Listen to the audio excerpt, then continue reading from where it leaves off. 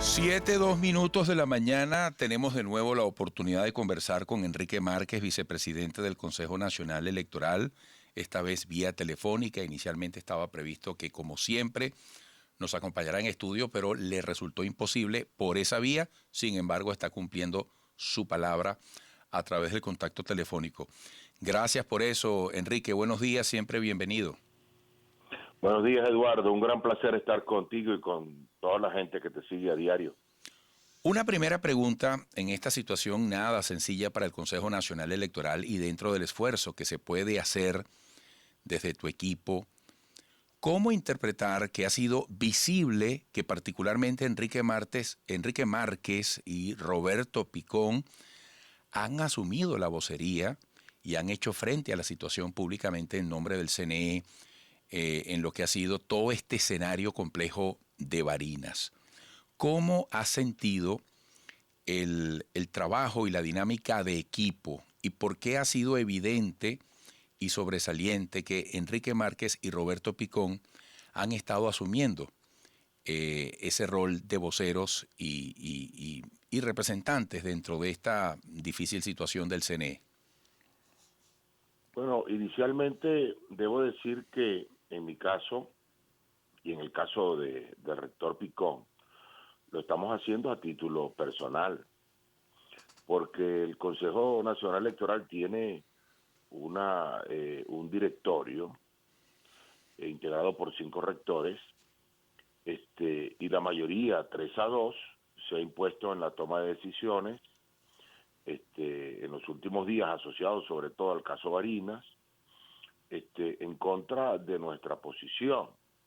Nuestra posición siempre ha sido preservar las competencias del Consejo Nacional Electoral y tratar de interactuar con el resto de los poderes en función de que se entienda lo inconveniente de las, digamos, inmiscusiones en este momento dentro de lo que es un proceso electoral que resultó bastante bueno para el país, pero que en las últimas de cambio pues se ha enrarecido el ambiente. En este caso, nosotros no somos voceros del Consejo, somos voceros de nuestra posición política. Y en este caso, como mi posición política y posición como hombre de Estado en este momento, debo decir que considero sumamente inconveniente para la ruta que se ha iniciado en Venezuela de recuperación de la confianza del voto. Me parece inconveniente esta proliferación de inhabilitaciones que pues han colocado en jaque al proceso en Barinas. Celebro que los factores políticos afectados se hayan mantenido en la contienda. Celebro la madurez con la cual se ha manejado el tema y espero que el pueblo de Barinas tenga la oportunidad de expresarse de forma libre, sin coacción, sin persecución, y de esta manera pues poder tener un proceso de gobernador en Barinas que pueda traer la paz y la tranquilidad a ese pueblo que ha estado pues en ascua durante los últimos días. Enrique Márquez, se presentaron 30 postulaciones para la gobernación de Barinas y solo se conoce de 7 postulaciones, 7 candidaturas. ¿Por qué? No, porque son 7 candidatos y 30 apoyos. En este caso, por ejemplo, el candidato del PSV tiene apoyos en otros partidos, los llamados del Polo Patriótico. El candidato de la MUT tiene apoyos en otros partidos, y así sucesivamente, de tal manera que son 30 partidos postulantes respaldando a 7 candidatos. No quedó nadie excluido en este proceso. Hubo partidos que no postularon, como Un Nuevo Tiempo y UPP 89, como Bandera Roja y como Pro Ciudadanos, y hubo partidos que aunque postularon, no pudieron completar su postulación y quedaron, pues, digamos que excluidos del proceso de postulación. Nosotros inclusive planteamos al directorio que se permitiera un grupo de postulaciones, de 2 postulaciones que quedaron en la raya el día lunes a las 12 de la noche, pero sin embargo pues no lo logramos y se aplicó allí la guillotina del tiempo, y en esta razón quedaron fuera del respaldo a uno de los candidatos. Enrique, ¿te has sentido en algún momento, especialmente en esta etapa de tu ejercicio como rector, en una encrucijada entre una posible renuncia o insistir en el esfuerzo por reinstitucionalizar el país, por construir una ruta electoral a pesar de todo? Mira, no se me ha presentado la encrucijada, porque desde que asumí esto sabía lo difícil que era el camino, porque es como construir una casa en medio de un bombardeo. Estás tratando de rescatar una institución que es importante para la democracia, rescatar su credibilidad en medio de una crisis política que no se ha acabado, no se ha concluido, digamos, vamos a llamarlo así, la guerra política. Y entonces pues todavía tenemos agresiones de lado y lado, de un lado más que otro quizás, haga agresiones que tienen que ver precisamente con la política de Estado y con la política de calle, de tal forma que siempre esperé que esto no iba a ser fácil, porque no puede ser fácil, porque y imagínate tú lo difícil que es recuperar una casa o una familia de un problema.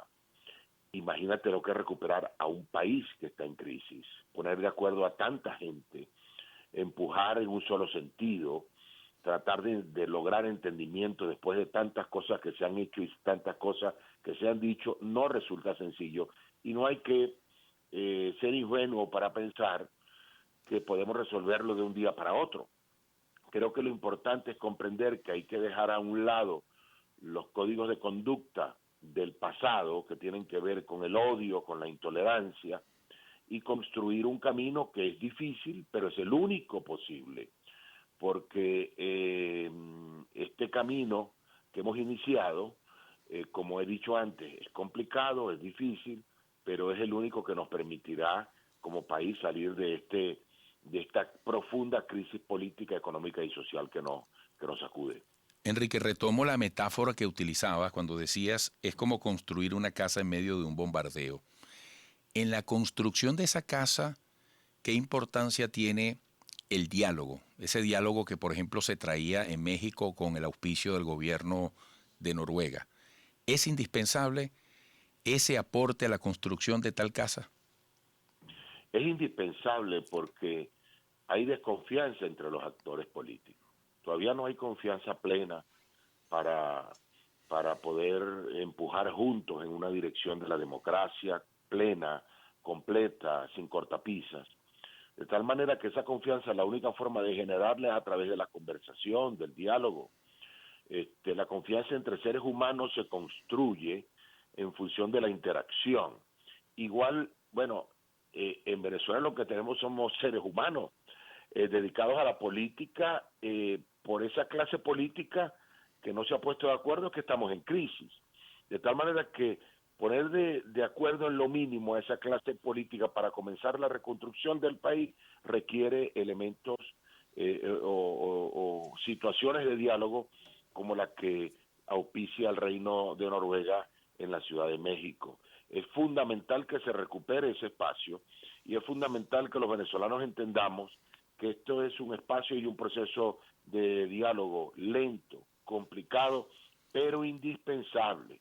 No puede fracasar. Tenemos que hacer un esfuerzo todos, desde nuestra posición, por empujar a los factores de la clase política para que continúen este proceso.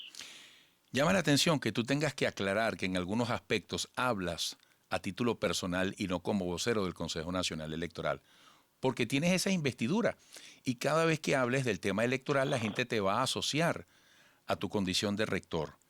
En ese sentido, ¿qué mensaje le quieres dar en tu condición de rector, de autoridad del poder electoral? ¿Qué mensaje le quieres dar en el contexto de tu análisis al gobierno central, incluso al TSJ, a las instituciones que tienen la responsabilidad de hacer un papel incluyente, constructivo, respetuoso de la norma en el país? Mira, aquí no se trata de construir una ruta a favor de ningún factor político, sino a favor de la recuperación de la principal institución de nuestro país, que es la Carta Magna, la Constitución. La Constitución ha sido dejada a un lado en muchas acciones de la clase política, de los políticos, del Estado. Y la recuperación implica compromiso de todos los factores del poder público.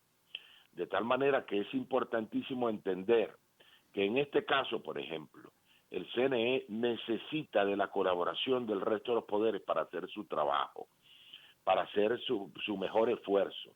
Yo lo dije y lo sostengo.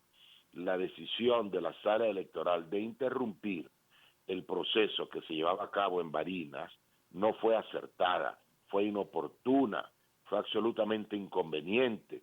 Tenía que dejarse que el CNE concluyera el proceso de proclamación del candidato ganador para ejercer cualquier acción jurídica, porque entonces coloca al CNE en 3-2 una acción de ese tipo. Igualmente considero que el poder ciudadano tiene que analizar mucho más, tiene que incluso dejar a un lado las prácticas de la proliferación de inhabilitaciones políticas por la vía administrativa de la Contraloría, porque el pueblo no está entendiendo o está entendiendo que se está haciendo las cosas mal. Eso afecta a la imagen de la Contraloría, la imagen del CNE y la imagen del Estado venezolano. Y estamos en un momento que yo considero que debe ser un momento de reconstrucción, de impulsar al país, y esto no ayuda, de tal manera que la colaboración de poderes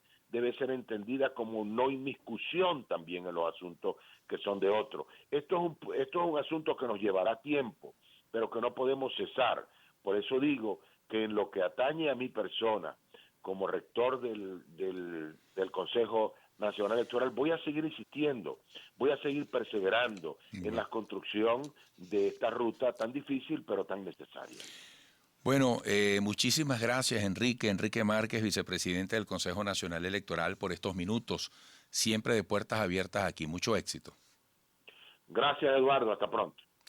7:14 minutos. Pausa.